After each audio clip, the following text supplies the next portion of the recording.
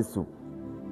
In the book of Judges, Judges 16 and verse number 1, kiteremka pale chini, Judges 16 and verse number 1, kwamba Judges 16 and verse number 1, Samsoni akaenda Gaza, akaona huko mwanamke kahaba, akaingia kwake. Watu wa Gaza wakaambiana ya kwamba huyu Samsoni amekuja huku. Wakamsuzia, wakamvuzia usiku kucha penye lango la mji.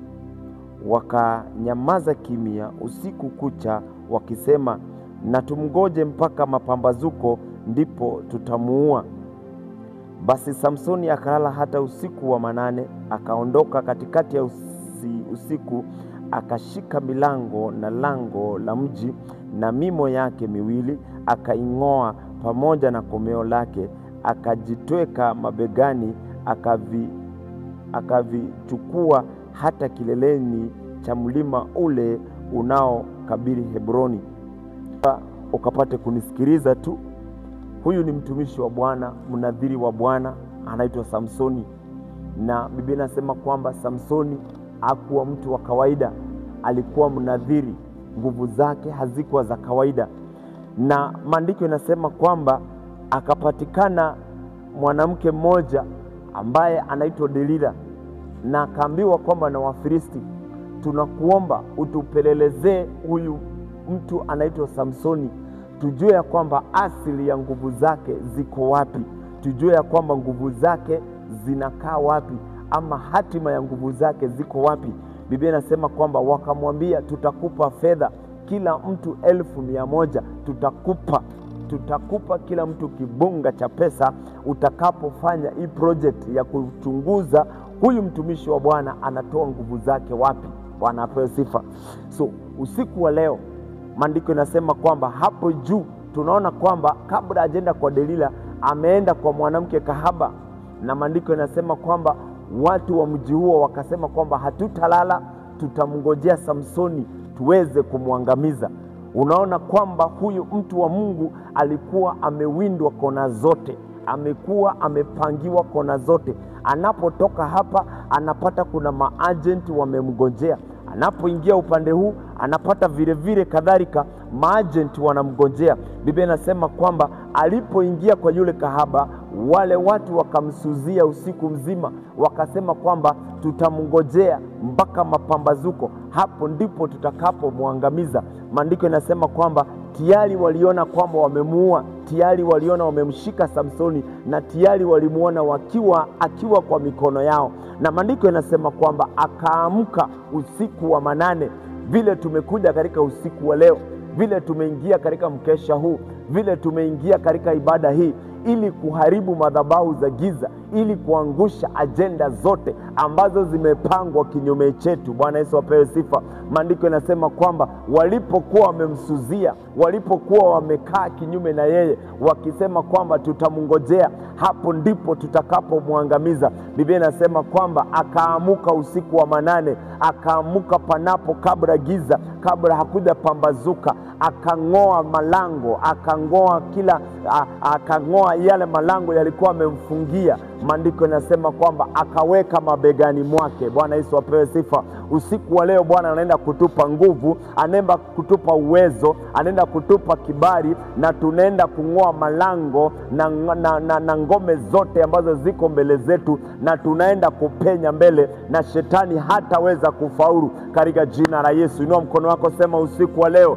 Bwana nipe nguvu, nipe kibali, nipe neema, nisaidie nguvu za kumshinda shetani. Mpe Yesu makofi mazuri, maana wanapanga kinyume chetu, lakini Bwana atatutia nguvu, lakini Bwana atatuimarisha na atatuongoza, na tutashinda ngome zao zote. Biblia inasema kwamba akang'oa malango ya mji, akawekelea mabegani mwake, akaenda moja kwa moja akielekea milima ya Hebroni. Maandiko inasema kwamba maadui wakabaki kimya. Usiku wa leo ni usiku wa kunyamazisha maadui wanaopanga kinyume chetu, wanaopanga kinyume na kanisa, wanaopanga kinyume na watumishi wa Bwana. Ni masaa ya maadui kunyamazishwa katika jina la Yesu. Sema, maadui zangu watanyamazishwa. Sema, maadui zangu mnanyamazishwa na nguvu za Bwana. Bwana Yesu apewe sifa. Biblia inasema kwamba wakamsuzia kwa manyasi, wanamngojea Samsoni, lakini Mungu wa nafasi ya pili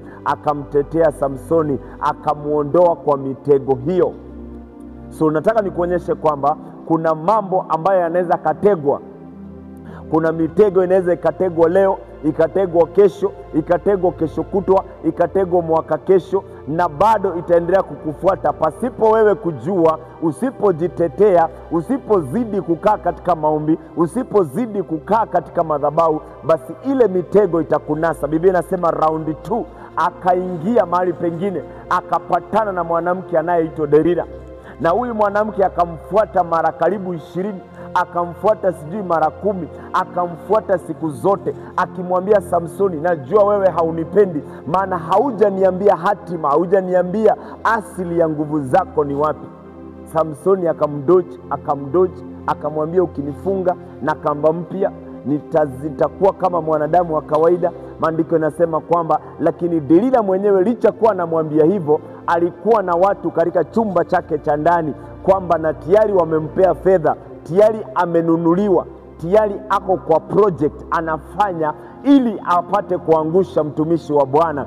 Usiku wa leo ninaombea watumishi wa Bwana hawatanaswa na shetani, hawatanaswa na Delila. Ninaombea ministry yako, ninaombea huduma yako, hiyo roho inayofuata maisha yako. Usiku wa leo ninainyamazisha katika jina la Yesu. Kila roho inayokuwinda, kila madhabahu yanayokuwinda usiku ya leo haina uwezo katika jina la Yesu. Biblia inasema kwamba Delila alikuwa na wanaume nyuma ya hema yake, ama katika chumba chake cha ndani, na Samsoni akiwa na Delila katika nyumba sitting room, wakiongea na kubembelezana. Hapo nyuma kuna maadui wanamuotea. Bwana apewe sifa. Roho yangu inamlilia Samsoni usiku wa leo, maana Samsoni hajui kwamba anawindwa. My God, hajui kwamba anaotewa, hajui ya kwamba ako kwenye mtego ambao uko tayari kufietuka upate kumnasa.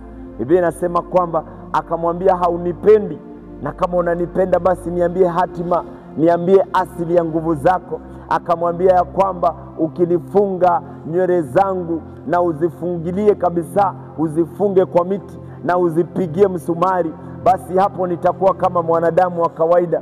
Akampeleka round 1, akampeleka round 2, lakini yule mwanamke hakuchoka, maana tayari alikuwa ameambiliwa pesa, tayari alikuwa shalipwa, tayari alikuwa kwa project. Kwa hivyo hatachoka. Ninaongea na wewe usiku wa leo, shetani hawezi akachoka, atakufuata tu usiku na mchana. Hata kama kutanyesha, bado ataendelea kukufuata, mradi tu apate kukuangusha. Lakini usiku wa leo ninakuombea, hawatakuweza. Biblia inasema kwamba Yesu akaambia wanafunzi, najua ya kwamba duniani kuna dhiki, najua duniani kuna mateso, lakini nimeshawaombea. Usiku wa leo Roho wa Bwana anatuombea, hawatatuweza. Licha kuwa watajaribu kuinuka, licha kuwa watajaribu kutupigana na sisi, lakini aliye pamoja na sisi ni mkuu zaidi. Sema, aliye pamoja na mimi ni mkuu zaidi. Aliye pamoja na kanisa, ni mkuu zaidi. Anasema kwamba nimeshawaombea.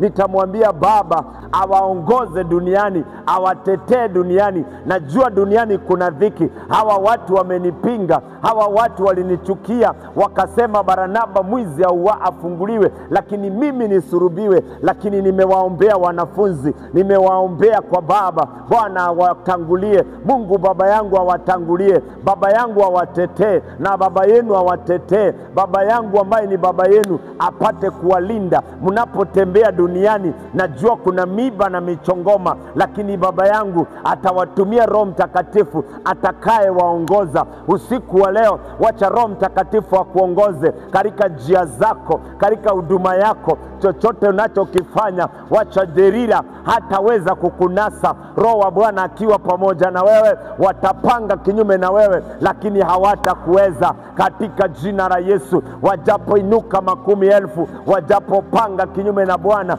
Yesu mwana wa Mungu atakushika mkono wako na atakuongoza na atakutetea na atakupigania katika jina la Yesu. Mpe Yesu makofi mazuri usiku wa leo. Bwana atatutetea na atatupigania. Biblia inasema kwamba Samsoni mtumishi wa Bwana akasumbuliwa na Delila. Biblia inasema kwamba verse number 16, ukiteremka tu chini, wanasumbuana na Delila, wanasumbuana hapa na pale, wanazungushana hapa na pale, lakini Delila alikuwa kwa project, halikuwa anajua kile anachofanya. Verse number 6 anasema kwamba Delila akamwambia Samsoni, tafadhali niambie asili ya nguvu zako na jinsi unaweza kufungwa ili uteswe. Ara Samsoni sijui akili yake ilikuwa wapi. Huyu mtu anakuambia nataka uteswe, na anakuambia kabisa niambie asili ya nguvu zako, ili anamwambia kwamba Delila akamwambia Samsoni, tafadhali, yani anakubega, tafadhali niambie asili ya nguvu zako nyingi na jinsi uwezavyo kufungwa ili uteswe. Samsoni akamwambia, ukinifunga kwa kamba mbichi 7, ukinifunga kwa kamba mbichi 7. So huyu anamwambia kabisa, asili ya nguvu zako uniambie ili tukutese. Tukisha jizijua, then tutazifunga na tutakufunga na utakuwa mtu wa kawaida, alafu tutakutesa. Bwana apewe sifa. So kazi ya shetani ni kufuatana na sisi. Lengo na sababu ni kutaka kututesa, ni kutaka kuturudisha Misri, ni kutaka kutuangamiza, lakini Yesu atatutetea. Verse number 16, hapo ndipo nimekuambia kwamba, sikiza verse number 16, ikawa kwa vile alivyosumbua kwa maneno yake kila siku kwa kuudhiwa, roho yake ikaudhika hata kufa. 17, hapo alipomwambia yote yaliyokuwa moyoni, akamwambia kwamba wembe haukupita juu ya kichwa changu kamwe, maana mimi nimekuwa mnadhiri wa Mungu tangu tumboni mwa mama yangu. Nikinyolewa ndipo nguvu zangu zitanitoka, nami nitakuwa dhaifu, nitakuwa kama wanadamu wenzangu. Bwana apewe sifa. Samsoni, maandiko yanasema kwamba akafuatwa hadi akachoka. Verse number 16 nasema kwamba akachoka. Anasema kwamba ikawa kwa vile alivyosumbua kwa maneno yake usiku na mchana. Delila alimsumbua akimwambia, tafadhali haunipendi, tafadhali niambie, tafadhali, akijua atakapojua tu siri, atakapojua iko kwa kichwa, iko kwa mguu, iko kwa kidole, basi atavunja hiyo kidole, atavunja huo mguu, and then this person will be just like a mere man. Bible inasema kwamba Samsoni akapotea njia, Samsoni akasahau maadili yake, Samsoni akasahau mission yake, akafungua roho yake kwa adui. Ninaomba usiku wa leo usifungulie shetani mlango, maana utakapofungua mlango atakutorment siku zote za maisha yako, atakuvunja, atakuangusha. Usiku wa leo ninaomba usifungue roho yako, usifungulie shetani nafasi, usimpe nafasi shetani, maana utakapompa nafasi, hapo ndipo atakapokuangamiza. Samsoni akamwambia, mimi ni mnadhiri wa Bwana. Akamwambia, mimi ni mnadhiri wa Bwana.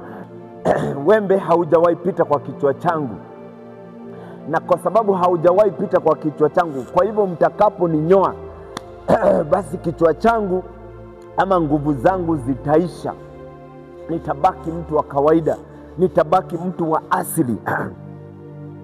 Biblia inasema kwamba Delila akajua siri. Sasa akatafuta wembe, akatafuta kijembe cha kumnyoa, akamnyoa nywele zake zote, na Samsoni akaishiwa na nguvu. Na wale watu walipowaita waliokuwa chumba cha ndani, kumbuka hizi raundi zote ameishi kumwambia anamwambia kwamba ndiawa, na maadui wakikuja, Samsoni anakuwa na nguvu zake na anawapiga, anawaangamiza, anawaweka chini. Wengine wanaletwa, anaua, analeta wengine wanaua. Kwa hivyo hawa watu walikuwa na uchungu na Samsoni, walikuwa wanajua kwamba tutakushika tu, tutakupiga, tutalipisha watu wote ambao umeua, tutalipisha ngano yetu, tutalipisha yale mambo umeyafanya mabaya.